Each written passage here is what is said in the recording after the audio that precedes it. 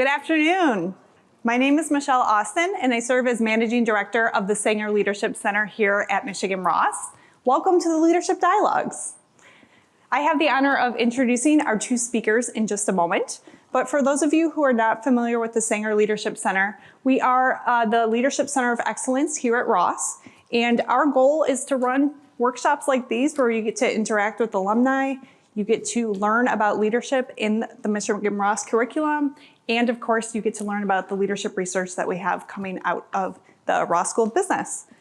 Today's event is the Leadership Dialogues, and the purpose of this event is to connect people who are out there doing the work of leadership, CEOs, alumni, with our faculty members here at Ross, who are the experts of the research.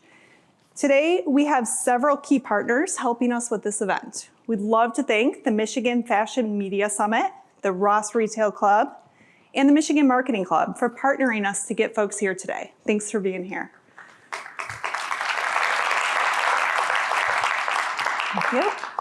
So I'll introduce our moderator, Dr. Mike Barger. Thank you, Mike. Mike is an assistant clinical professor of business administration here at the Ross School. He's a renowned speaker on high-stakes leadership and crisis management. He's also the author of a book that you might have had a chance to grab if you were one of those first 40 people. It's called High-Stakes Leadership in Turbulent Times: Why Stakeholders Are Your Greatest Assets in Good Times and Bad. Mike served 13 years in the U.S. Navy as a carrier-based FA-18 pilot. His tours included 3 years as chief instructor of the Navy Fighter Weapons School, Top Gun. After leaving the Navy, Mike became a founding member of JetBlue Airways and also founded an ed tech company, Corpu, before joining us here at Michigan Ross.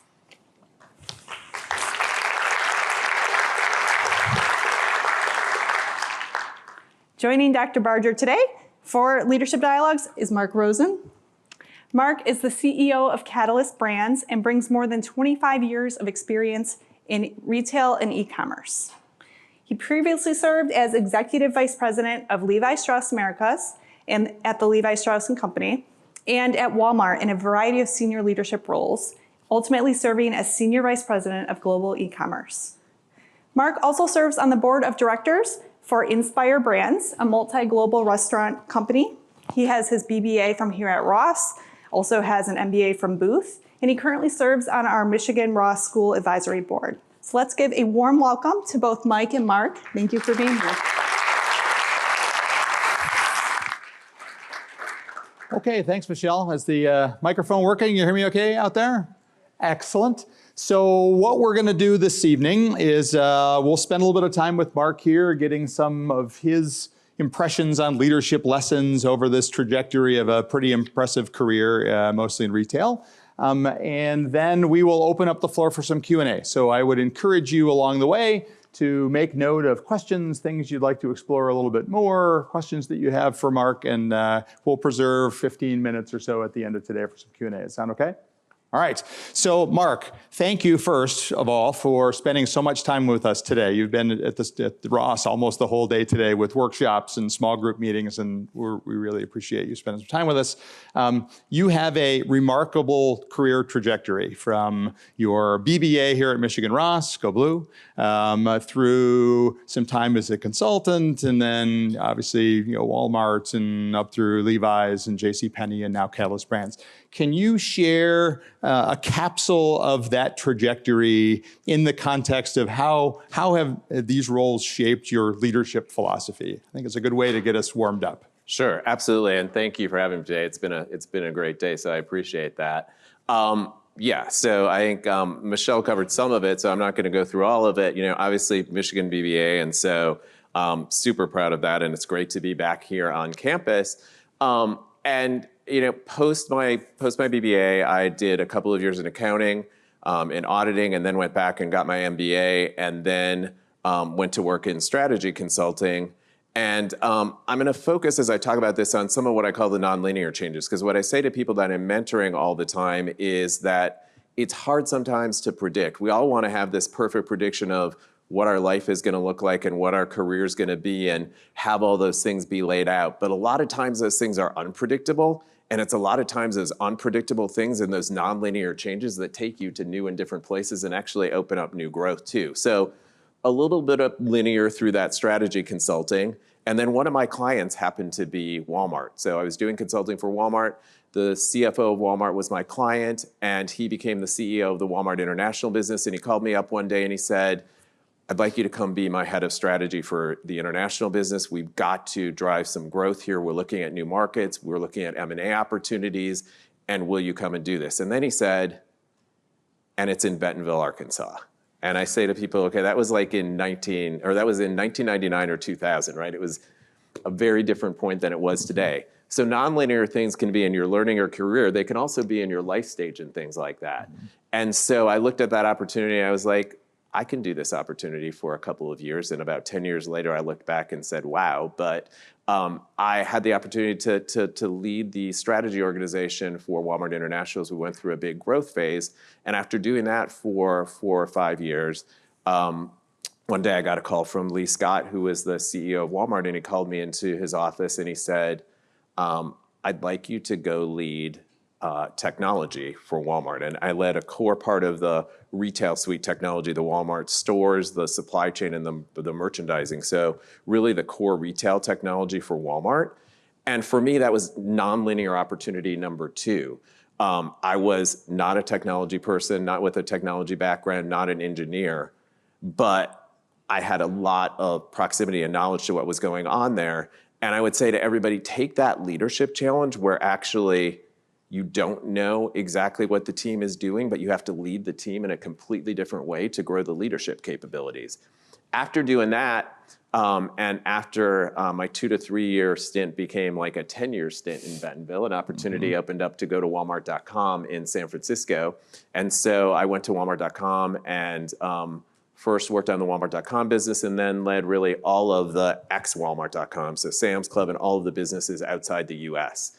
And given that I'd done my stint in Bentonville, when it came time to go back to the next Bentonville rotation, I decided to look outside the company and started looking for opportunities. And the thread that ties a lot of what I've done together is I like the resources of a big company and a company that has the resources to invest in growth, but the smaller, more entrepreneurial part of that company. So I had a chance to go to Levi's.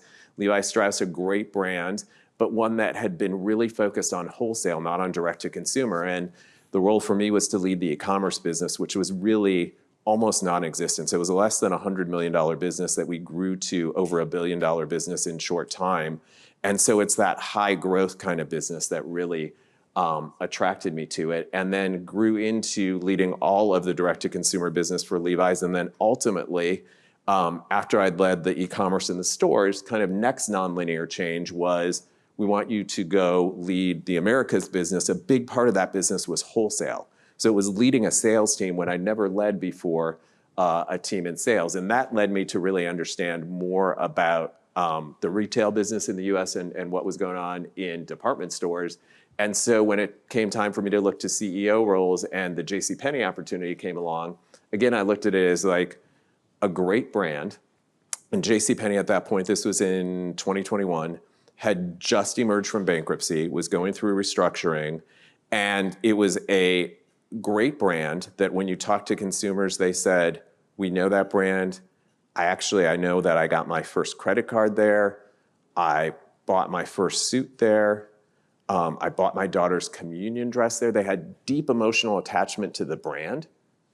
But then they ended that statement by saying, but I haven't shopped there lately. And so they lost their connection to the brand.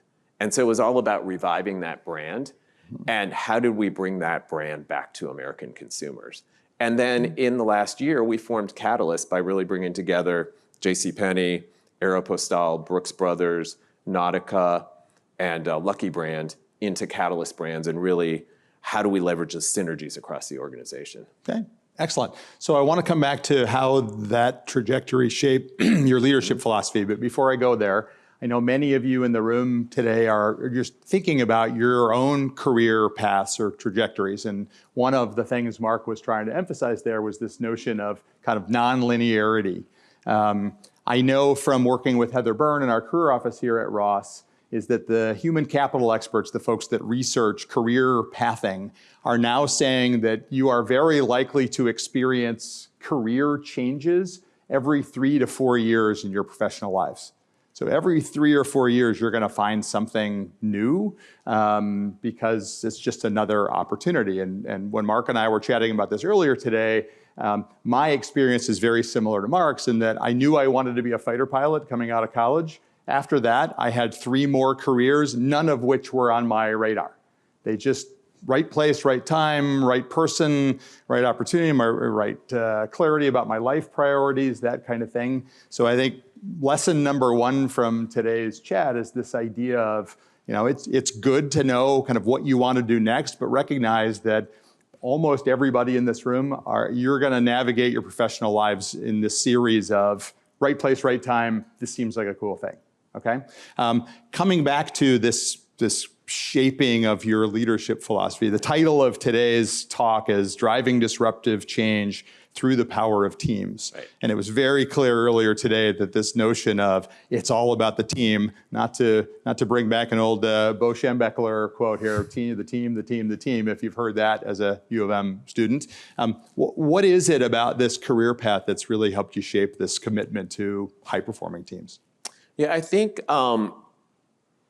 as I look at it, I talked a little bit about when I made that move from leading a small 20-person strategy team to leading a 3,000-person technology team. And for me, that was probably one of the best things I ever did because it actually tied my hands behind my back in terms of how I had to lead because I couldn't lead by doing it myself anymore because I actually wasn't an engineer by training. And I said earlier, this will date me, but I wrote the last line of code in my life probably when I was like in high school. And these people probably don't even know what it is, but I know you do, right? It was on punch cards, okay? So that was a long time ago in a whole different world. And because I had to lead that way, I had to learn to lead through people and lead through teams.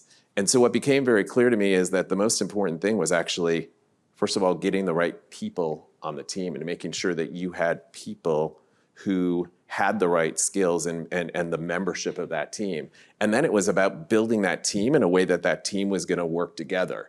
If I kind of pivot a little bit to another story, I walked in at one point in my career to a team that by the company had been viewed as really a highly performing team. They were making their financial results. They were driving the results that they were being asked to. And so everybody thought this is a high performing team. And when I walked into the leadership role of that team and I looked around, what I first saw is that they were actually hoarding information, right? So they weren't actually sharing data about what was going on in the business. And that data was actually viewed as power. And they were keeping that to themselves. So the team, first of all, if you go to the things that make a team work, there wasn't trust amongst the team. And they didn't have equal access to the information. They weren't talking about the facts in the same way. And then when we got down to it, the team all they respected each other and they were working together, but they hadn't really formed relationships. They didn't really know each other. They hadn't talked about why we were there. They didn't have a shared sense of purpose about what they were doing. And then when you drill even a level further down, there wasn't really accountability with the team in a shared sort of way. So they all had good individual goals. But when you put those goals on a piece of paper, you saw that they were actually competing against each other more than they were collaborating with each other. And so we'll talk about it more, but what I did then is we went to therapy. And I say that to the team, is we went to therapy. And I have a therapist that, she's really a facilitator, but, we work together on how do we build the team and how do we build the way that the team works together and how do we build the relationships and how do we build the trust? Because without those things, the team doesn't perform. And we made a lot of changes. And once we got that team performing, everybody thought it was working here. All of a sudden, they figured out that the potential was way up here. I thought it was really interesting earlier today. You were talking about the strategy to execution gap or this leap that we need to make. And you were talking about all of these very familiar brands that were now aggregated under the Catalyst umbrella. And your comment was, these are all brands that people recognize, but Right. something had happened along the way. So as a leader coming into a team that's existed, or teams that have existed for a while, how do you approach this connecting strategy to change to execution? How do you get the team excited to take that on? Yeah, I think, we'll talk about it as we go through the conversation today, but I think there's leadership at different levels of the organization too. So I lead, obviously, my direct report team, which is the C-suite, right? So I lead the CFO and the CHRO and the chief merchant and the chief marketing officer, et cetera. Right? I lead that C-suite team, and that's in the day-to-day. But then I also have, at Catalyst, we have a 70,000 person organization. And so the real question about how do you excite the organization and bring team about, to me, it's really about sense of purpose. So as I came into the JCPenney role, one of the first things that we did was clarify, what's the purpose? What does the brand stand for?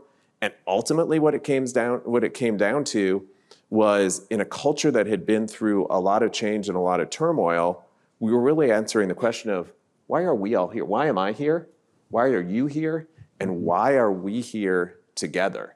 And for JCPenney, as we clarified that and did a lot of research and talked to customers and talked to the people in the company, what we said is, we're here to serve and celebrate with America's diverse working families. Simple words.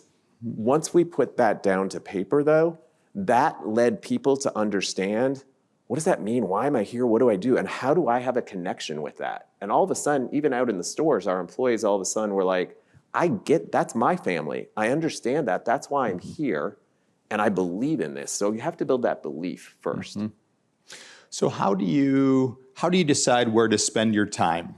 We could spend, I think, probably hours up here thinking through, if I'm the leader of a small team of 2 or a team of 10 or a team of 2,000 or 70,000 or larger, how should leaders, let's start just kind of generically, how do you think leaders should think about spending their time where it creates the most value? Right. I think, obviously it varies at different states of change and as you're going through things. And I think it's important to be really intentional about how and where you're spending that time. Mm-hmm. In a way, it's the most valuable resource we all have, no matter what job we do or what level, is our calendar and where we spend and how we allocate that time. So I'm, first of all, really intentional about making sure that I'm spending enough time out in the field with the customer, with the team, and with the people. And a lot of that ties back to driving change across the organization. Mm-hmm. So in a high change state, when we're really trying to drive transformation, when the first year that I came into the JCPenney role, I committed that I was going to go out and travel. We had 30 district managers. And I said, if we're going to make change in this organization, it's going to happen at that district manager level. And so I went out and I spent at least a day with every one of those district managers traveling, testing with them. Do you understand our purpose? Do you have a connection? Do you know what we're here to do? And then also asking the questions, right? I think a lot of it's just about being out there and listening and asking questions. So when I'm out in the field, I think at first the team worried, like, is he going to be out there giving all this direction and doing that? That's not what I'm there to do. Mm-hmm. I'm there to ask questions and say, what's really working? What are we doing well? What do you need more of? What haven't we told you enough about? What do you look at and say, I wish those people in the office knew this? Because then that shapes how I'm driving and what I'm doing in the organization. It also tests whether our message is working and whether the organization is actually changing or not. Yeah. How important, as you're out there listening to stakeholders, building those relationships, how important is that when it comes time to drive a change or do something differently or ask people to let go of what they're comfortable with or where their expertise is to try something different? I think it's critical because what it does is it builds that connection and it builds that trust so that they have confidence. Because the number one, people, all of us have a natural change resistance. Mm-hmm. I think if people know and trust what they're hearing and they also believe in the leaders and what they're seeing, and you can show them how you got one foot in the familiar and one foot in the new, most people are willing to take that step then. Yeah. But you have to do the work to get there. Yeah. Yeah, interesting. Shifting gears a little bit, we did a little Q&A session earlier, and one of the things we talked about was just the importance of the leadership team kind of owning who you are and representing the best of what your brand has to offer. And we talked a little bit about the McDonald's, Burger King, Little Bite, Big Bite thing, if you followed any of that in the news. And your response to that was great because you talked about a change that you were able to drive just by some personal decisions that you made about what you wear. Can you tell that story? Yeah, no, I mean, I think it's really critical when you work at a brand and we work at a company that people believe that you believe in the product and you believe in what's happening, you believe in what you do. So, really early on, I started wearing the clothes, right? We're a clothing company, we're an apparel company. And so wearing the clothes, when I actually moved to Dallas, I moved from San Francisco to Dallas to take the role, we had a big point of, in our home, the towels, the dishes, we bought it all from the JCPenney home department, and I talked about it. And today, I'm actually wearing these are Lucky, sateens that I'm wearing. This is a Brooks Brothers sport coat, and this is a JCPenney Stafford shirt. And I actually, on a broadcast, I wasn't even thinking it was that big a deal, but I said it on a broadcast, and I made sort of a challenge to people of how many pieces can you wear in a given day. And that actually grew legs around the organization where people started sending me emails about how many items they were wearing from how many different brands. At some point, I think we got down to the level I was like, I don't TMI, I don't want to know anymore. But people got the message that I believed in the brand and that they had to believe in the brand too. Yeah, I think that's great. Can we go back to an arc from our workshop earlier, which was the how do I start at kind of university level? How do I start to think about being a great individual contributor and then thinking about the team's kind of aspirations, maybe as much as my own, and then how does that change when I actually take over team leadership responsibilities? Can you give us build us 4 blocks here from individual contributor, thinking about the team leader, to kind of broad high performance? Right. So I think, as you're coming in and starting out as individual contributor, I think the key is really how do you think about learning in the organization? How do you think about openness? How do you think about how you're dealing with ambiguity? How do you think about your willingness to take on new problems, to solve different challenges? How do you continue to learn, and how then do you become introspective? I think those are some of the key characteristics that I would say are really critical. And by that, I mean going back and saying, and I'll say this for all of us, I make a lot of decisions every day, we all do, and I probably made more wrong decisions than I make right ones, the reality is. But I think the question is, how do you learn from those? How do you go back? How do you understand what you've done wrong? How do you make sure that you don't make that same mistake again? Is really important when you're in that individual contributor role. As you start moving into a bigger team role, I think the question is, how do you become comfortable that a team win is bigger than an individual win? That's really the question. And people who can make that jump, and it's not an easy jump to make because it's natural. Every one of us is competitive, right? I mean, we're in business and we're playing to win. And every one of us wants to drive results and be recognized for that. So it's hard, I think, sometimes for people to make that jump to say, I'm actually going to give on something to actually make a bigger win for the total organization. I'm going to actually work across the organization and bring my peers on board and drive a bigger change across the organization because I can open up and be collaborative and drive change across the organization. Mm-hmm. And then as you move into the next step, it's really how do you lead an organization to drive change? Yeah.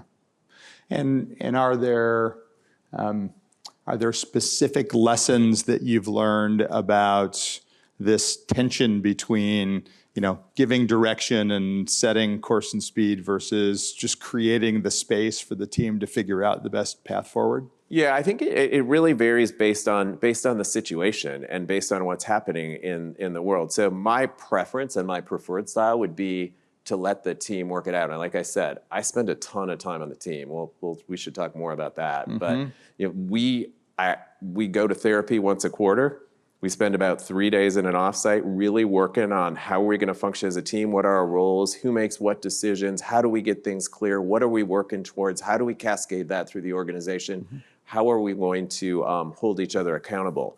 And if you have that foundation in place across the organization, then the whole leadership team is on the same page. And then it doesn't matter if I'm there because we're all working in the same way. And so we can all make the decision. Yeah. And my preference would be let the team work to do that. But that doesn't always work because you get into situations where speed matters. Yeah. We talked earlier about tariffs, so I'll actually give a different example now. Yeah. If we talk about integration and synergy. So about a little bit over a year ago, we brought JCPenney together with the other brands to form Catalyst. As we moved into the integration, one of the critical things, as it is with any acquisition, is capturing the synergies. And so in that case, we had to be really fast and really definitive about how we were going to go capture that value.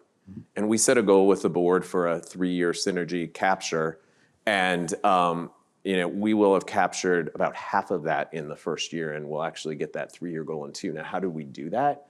Because we made some really dramatic decisions across the organization, and some of those had to come just by everybody getting their opinion out, but at the end of the day, the group isn't going to necessarily agree, and they're not going to love every decision, and sometimes I just have to say, I hear you all, but I'm making the call, and here's what we're doing. We actually, an example is we took our stores organization, and we had district managers and field leadership teams that led across every individual brand. We've now, with a very few exceptions, combined that into one single team. Everybody across the whole industry looked at that and they said, there's no way that can be done. And I said, I hear you, I understand, I get the risk, we're gonna consider that, but we're gonna go do that. Now, a year later, what's happened? We actually captured all of that synergy value, but then we paused for a second and we said, is this working or not? And I think that's the other critical part, is when you make those directive decisions to come back. And we said, you know what? We've actually gone too far in some places. And so we actually put some people back in to say, we've got to get some focus on the individual brands. We've centralized so much that we've lost individual brand focus. But I think it's having that balance when you make that more top-down call, to listen to the organization about, is it working or not? Was the risk real or was it not? At the end of the day, if I went back and did that, I wouldn't change because we never would have captured the synergy if we didn't make the absolute move. But the message to the organization is, listen, and when you've made a decision that's gone too far, you got to be willing to correct that too. So I'm not going to push you to repeat yourself, but I am thinking maybe there's some folks in here that think, well, great, this is leadership at Catalyst level. We've got these massive organizations. I had a chuckle earlier today when you said we were talking about a small business, which was only a $100 million business. So, a small business, which I think most people in our audience were thinking that doesn't feel like a small business. But so translate some of those senior level lessons right down to the small team leader here at Michigan Ross, or in their first entry-level leadership role out in their first operational job. What advice do you have for folks that you've learned that we can apply all the way down at that level? Yeah, I mean, I would say the first thing is, and it's kind of the topic of what we're talking about today, which is you've got to put the team first. So, and that is where I see a lot of leaders who are starting to take on team leadership roles not succeed or make a mistake, is they're still putting the me before the team. And as you're taking on that role, you've got to be able to give that up. I think the other thing you have to do is, we're all results driven and we all want to focus on what we're doing and what I would call the tangible work. But the reality is, unless we do some of the things that sometimes we call, and I don't like this term, but I'm going to say it this way because everybody, but the softer things.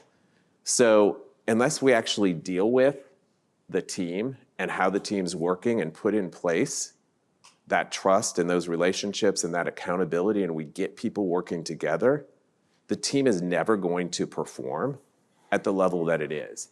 And it's counterintuitive because we're short on time, we're pressed on results, and we've got to move fast. And so the counterintuitive thing is to actually, let's go 3 days for an offsite once a quarter, and we're actually going to talk more about us and us as people and how we're working together than we're going to actually talk about the strategy. And I had a hard charger on my team who, after about 2 years of doing that, we did that every quarter, and she came to me and she said, when you first did that, I thought you were crazy. Because we were like, I came into a company that was massive culture change, emerging from bankruptcy, had to drive performance in stores and had a short time to turn around their business. And she was like, what are you doing? And then she said to me, but we never could have gone as fast as we could if we didn't put that foundation in place. Excellent. We're going to take Q&A here in about 10-ish minutes or so. I want to talk a little bit about the Michigan Model of Leadership. Sure. I think everyone in here familiar with Michigan Model of Leadership? Yes, lots of nods. Excellent. But before we talk about that, I want to circle back to something we talked about earlier, which was this really understanding kind of an external stakeholder view to our team performance and leadership. And so pretty much everything we've talked about today has been sort of inwardly focused, purpose, why are we here, what are we trying to do, strategy, execution, overcoming uncertainty, disruption. Why is it important that even at kind of this level, we're kind of at university, we're learning about teams, that we start thinking about other stakeholders than just the team?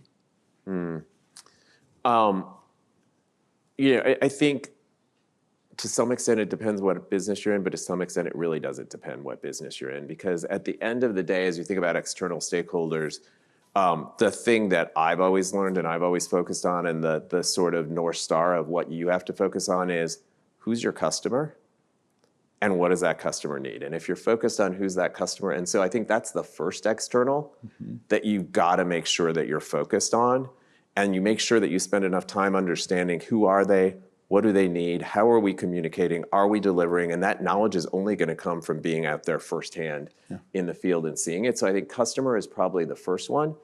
A lot of people don't necessarily think about this one, but there's also supplier and partnership and things like that. And so, I spend a lot of time with the people that we partner with saying, what are we doing well? What are you seeing in our competitors? What are we seeing in other industries? And I've done that all along. And a lot of times they can bring you the best answers and solutions.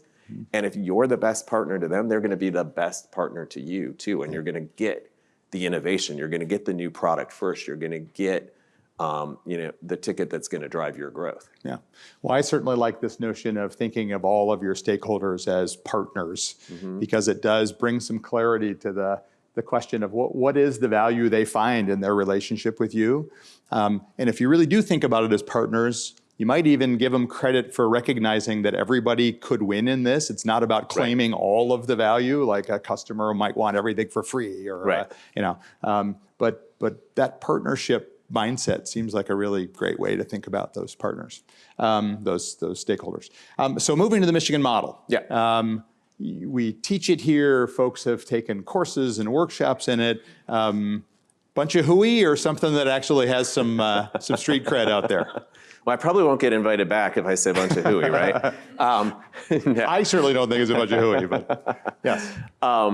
So I think this. I think it absolutely, everybody needs a framework to think about leadership and what that means and how you drive that. So I think it's a critically important part of it. I also think it is the tension between the dimensions in that model that really make it work. So, we spent some time talking about driving results and collaboration. And a lot of people think that those two things are, juxtaposed, that they can't exist together. And at the end of the day, they have to exist together, because back to the point, you're going to drive the best results if you are collaborating in the way that you do that. And so as I think about setting up the team, I actually, we talked earlier about where I spend my time, and I spend a lot of my time obviously thinking about the strategy and the business and where we're going to go, but I spend an equal, if not greater amount of time thinking about the team and who's on the team and what kind of players do we need and how are those players going to work together, and are those the right, collaborative skill sets to go with that. And I think that tension between driving results comes back a little bit to the me and the we. In other words, if somebody is only focused on driving results for their own business unit, first of all, I think then the goals of the organization have not been set up in the right way, because they should be set up. And we spend a lot of time on goals and objectives and making sure that they're working and making sure that mine are working with yours. And if I need something, that you're set up to give that. And if I have that on my goals and you don't, we either take it off mine or we put it on yours, because otherwise we're going to be in conflict for a whole year. And that's way too long to waste time being in conflict. Right. But that collaboration piece is critically, critically important. And back to, I think you were talking about skill sets that students can build. I think that is critically important in demonstrating that. And I've cleared at times where somebody actually has the ability and is driving the best results in the team, but the collaboration skills aren't there, and they're actually destructive within the team environment. And that's just something that it doesn't work. You can't tolerate that because that will tear the whole team apart. Yeah. Yeah, one of the things that I like to include in my discussion of the Michigan model is that in a situation of ambiguity or uncertainty, which is really not such a very well-kept secret here, but that's really how we try to think about the curricula here across the University of Michigan, is not so much giving you checklists of things to go do, or just do these 8 things and you'll be successful, but more give you a tool set to deal with whatever you happen to run into. And when you're dealing with uncertainty or ambiguous sort of situations, we all do tend to retreat a little bit into the quadrant of the model that we're most comfortable with. If you're red, I want to understand the structure. If you're blue, I want to understand how this helps us compete. If I'm a green, I want to understand how this is innovative and creative, yellow, collaborative, that kind of thing. Can you talk just for a moment about how important it is for us as leaders to understand where we do tend to retreat, and why it's important that we think about how we need to be able to lift ourselves out of our own kind of comfy quadrants and engage with folks who are seeing things from totally different perspectives? Right. So I'll go back to therapy because it always goes back to the therapy Always session, goes back to therapy. And so one of the first things that I do with the team is we use it's actually a sort of similar, have you ever used Insights? So, yes. Yeah. So we use the Insights model, which actually looks at your personal style and how you do that, and it has some things that are sort of analogous to the way that Michigan model works. And what we really do is for everybody to understand, first of all, their own personal style and what their preferred model is, but also what their stress model is, and what that looks like. And then the part that people really don't like sometimes, but is really important, is if you show me mine, I'll show you whatever that is. You know what I mean? We're with you. You know what I'm trying to say. Yeah. Anyways. Yeah. So we all share, because it's really important for me to understand what your style is, because when you behave a certain way, and this is where I say a lot of times my job is as much about like psychology and coaching and understanding the mindset and understanding how to get the best performance, as it is about understanding the analytics or the strategy or the detail or the financial. Don't tell my board I said that, but the financials of the business, right? The people side is critically, critically important. And so when I know what your stress behavior is, then I understand why you're reacting the way that you are. And I know how I can react to that to work with you better.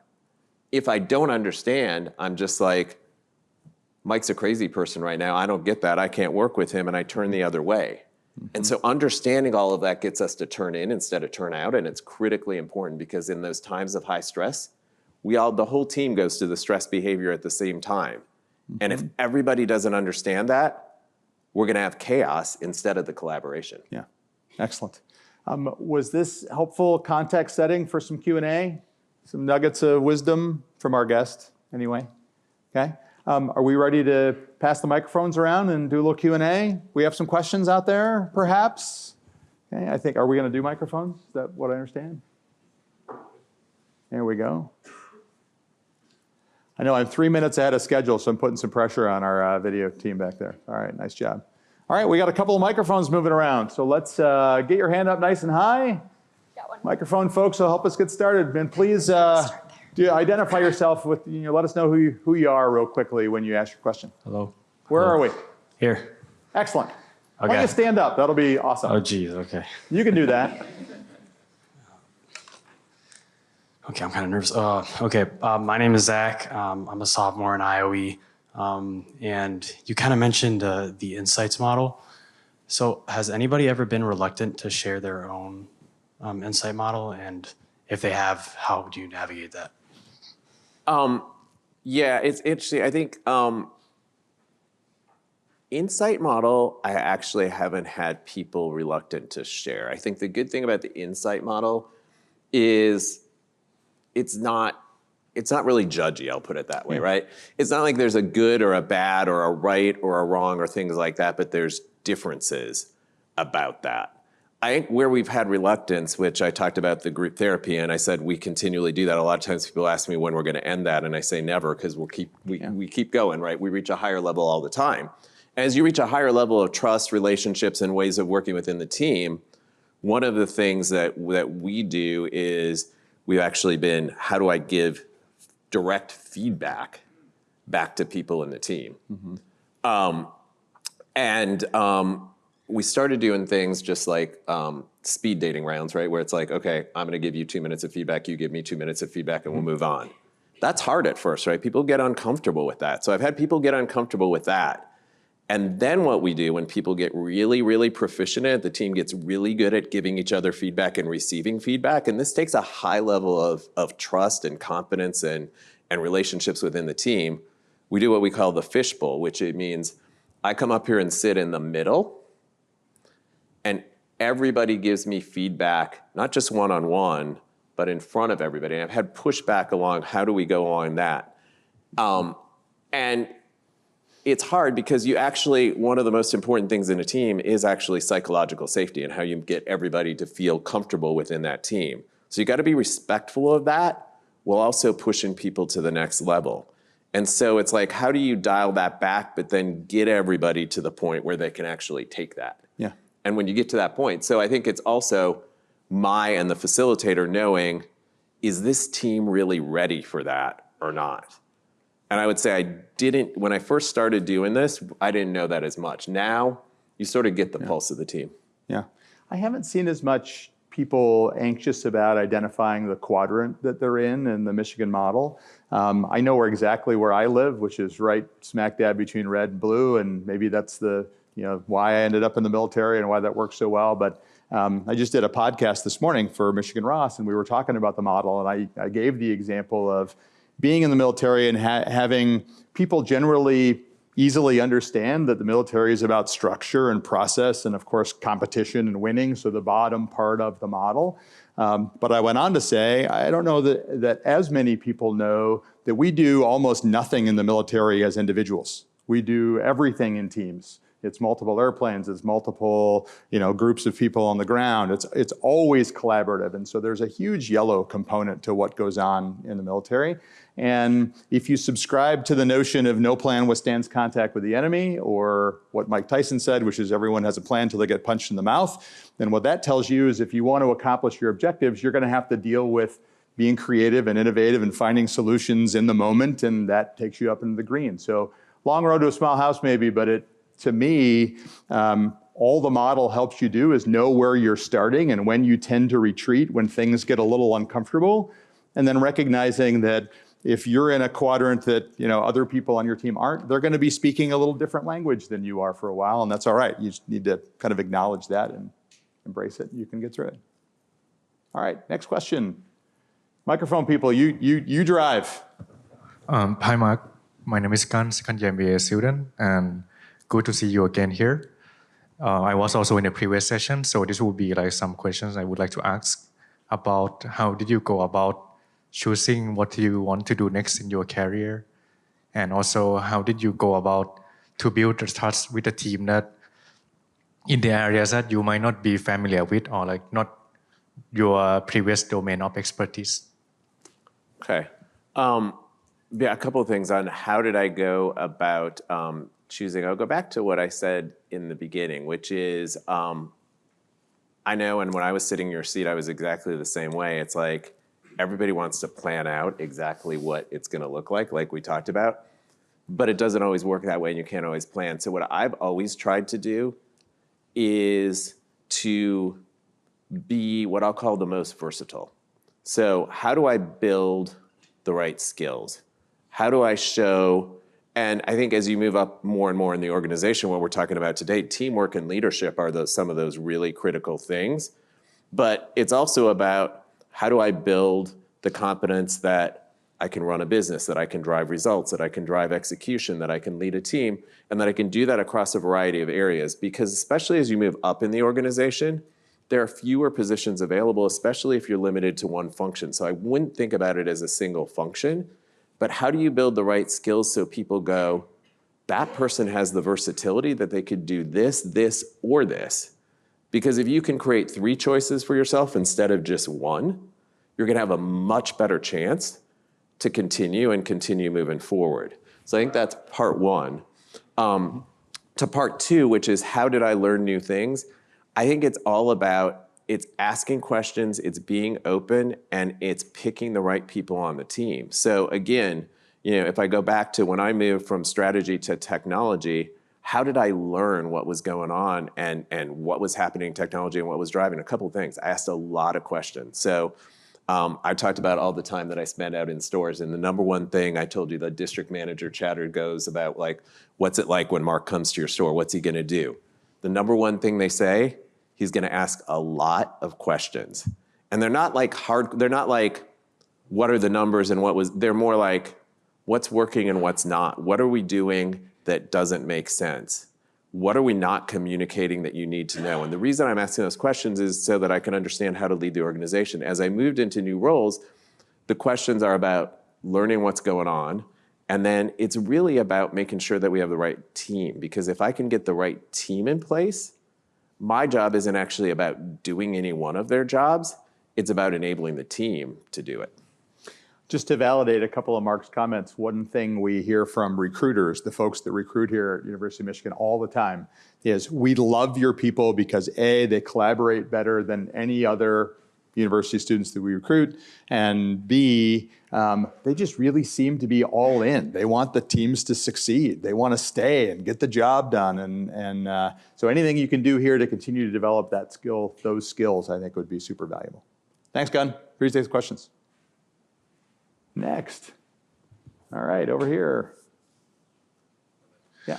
Hi, I'm Julian. I'm a first-year MBA student. I feel like AI is like the topic du jour right now, so I am going to ask a question about it, but I think it's particularly relevant from a cultural perspective. I think there's a lot of fear, there's a lot of anxiety, there's a lot of difficulty in kind of how to get a team ready to accept a technology that is very scary and very different. So I'm curious how you're approaching getting your team ready as you think about integrating AI or changing the way workflows go. How are you setting the groundwork for that? Yeah, it's interesting. I was actually waiting. We went almost the whole day, right, without having a big AI question going on, which was hard to believe. So, I think, first of all, it goes back to, again, building trust and confidence in the organization and them having seen that pattern of change. But as we're going into AI, it's interesting because we were starting to do some things and move things forward. And honestly, I saw it wasn't going as fast as I needed it to go, which I don't think is unique amongst a lot of companies because there is resistance to it because it is pretty significant change.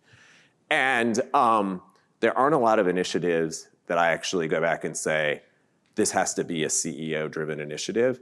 But that was one of those things that I went back and I said to the team, because I had really my chief technology officer and my chief marketing officer, and I can't remember one other person really working on driving that. And honestly, no fault of theirs, it wasn't getting the traction. And so I said, this has got to be a CEO-led initiative.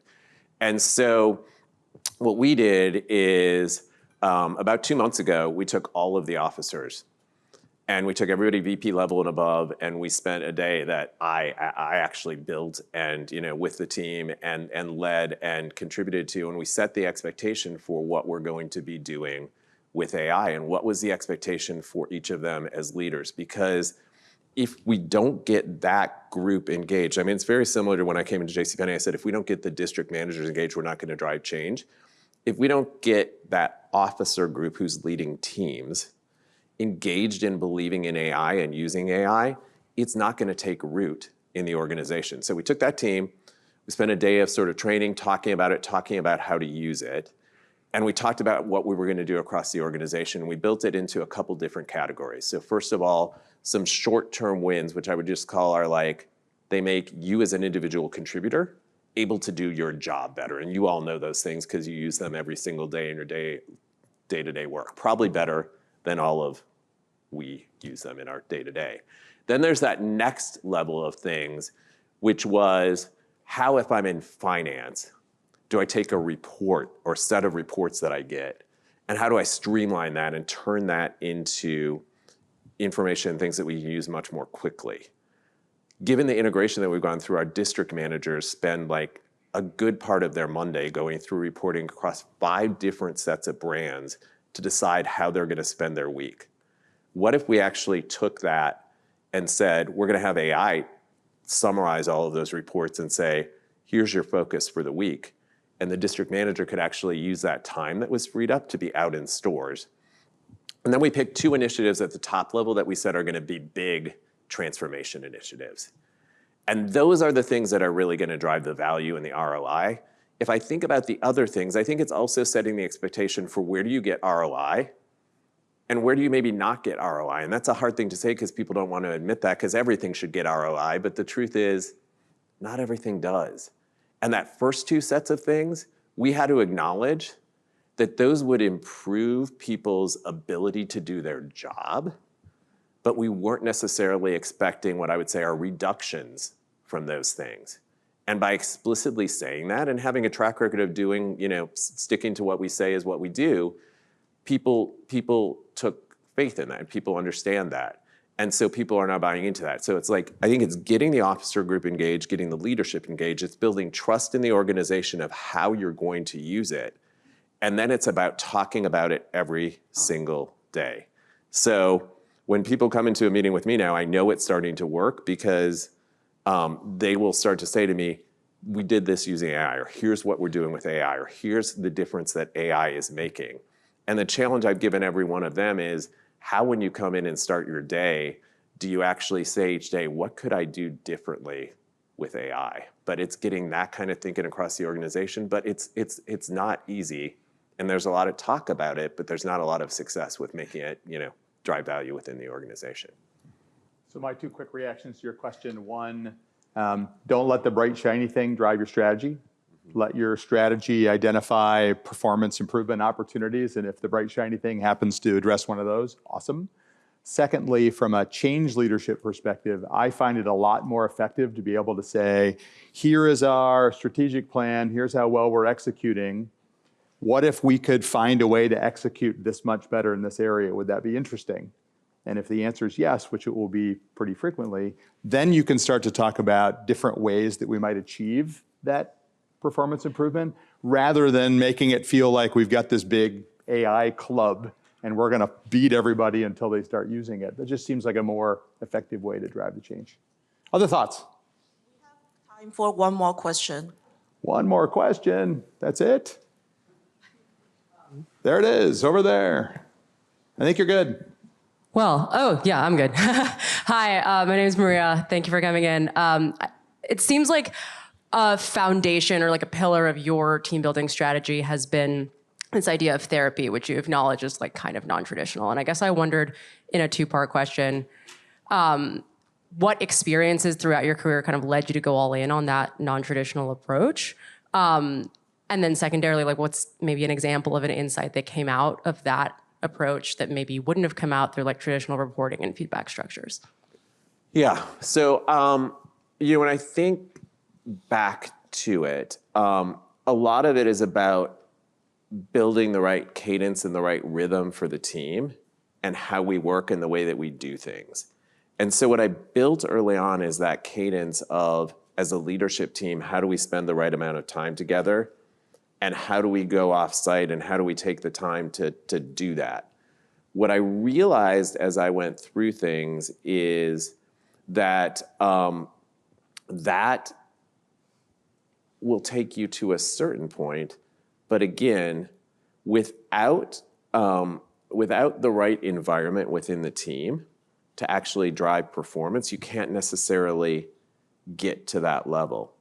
And so, as I walked into one of the teams I inherited, what I saw was that team was not actually driving. I think we talked about that example of the team that I came into, and they weren't performing at the level that they could because they didn't have in place that trust or those relationships and things like that. And that led me to pull in more. So I'd used an outside facilitator for some of those things. and actually, it was something I saw a peer do where I actually met that facilitator and I borrowed her. I don't think I realized the power of her when I first brought her on board.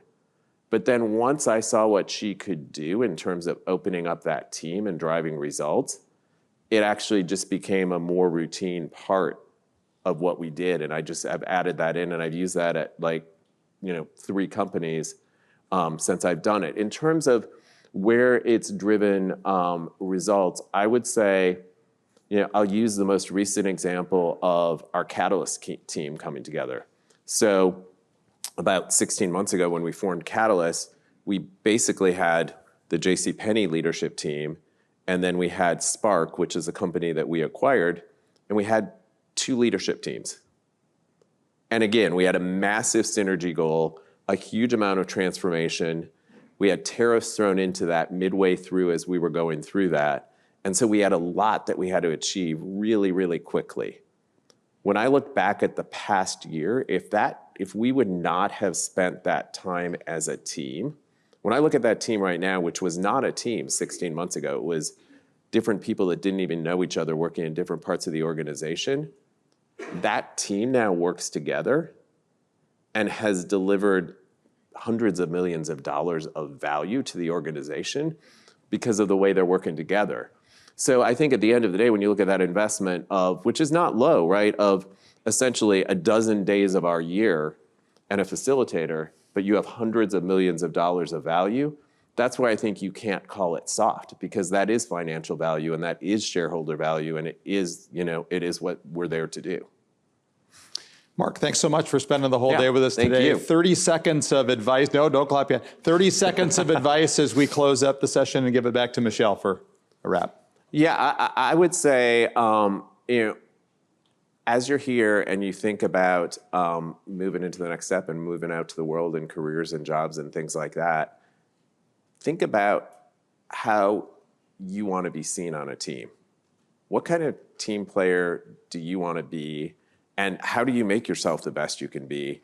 And I'll go back to what I said about introspection. So I said earlier when I was sitting in one of your seats in the MBA program, I think we were all given, at that point we were given like old-fashioned, and I actually still believe in the old-fashioned way to do it. We were given old-fashioned journals, and we were told that like journaling and that introspection was critically important. What I would say is, it absolutely is. You think it's not right now, but how do you start to spend that time? How do you build that habit of that introspection to say, what am I doing? How do I want to be viewed? How do I want to be valued? And how do I want to show up as a team member? And if you ask yourself the AI question too, but if you ask yourself the team question every day, you're going to have a better result. You're going to have the best possible result for you. So thank you, and I wish you the best of luck in doing that. Excellent. Thank you.